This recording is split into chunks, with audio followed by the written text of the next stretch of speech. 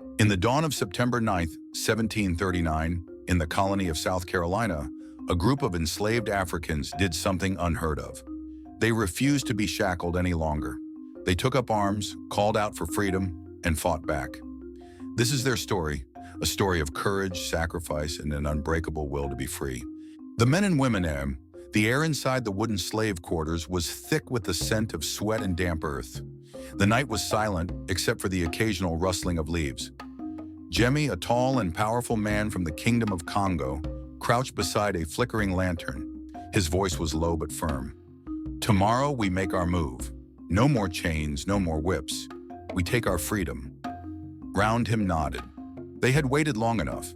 News had spread that Spanish Florida, just south of South Carolina, was offering freedom to any enslaved Africans who could reach it. But their enslavers would never let them go willingly. Jemmy's eyes burned with determination. He had been a warrior once, back in Africa. He would be one again. Before the sun could rise, the group moved. Their first target, a store that held weapons. They crept through the darkness, barefoot, hearts pounding. The two white shopkeepers inside were caught off guard. A struggle, then silence. The rebels took muskets, gunpowder, and food. Each man and woman armed themselves. They were no longer just enslaved workers. They were warriors of freedom. As they left, they raised a banner, painted with a single word: liberty. They moved swiftly, heading toward Spanish Florida. Along the way, they stopped at plantations, calling out to the enslaved, "Join us! We march for freedom!"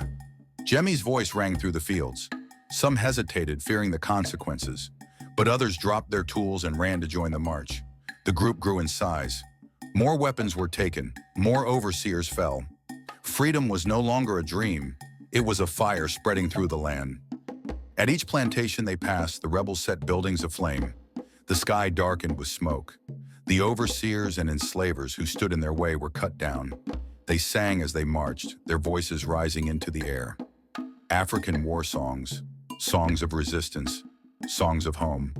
But in Charleston, Governor William Bull had received word. The white enslavers were afraid. The militia was coming. Governor Bull's hands trembled as he wrote orders for the militia to assemble. He had seen revolts before, but this was different. These rebels were organized, determined, and fearless. They must be stopped before they reach Florida.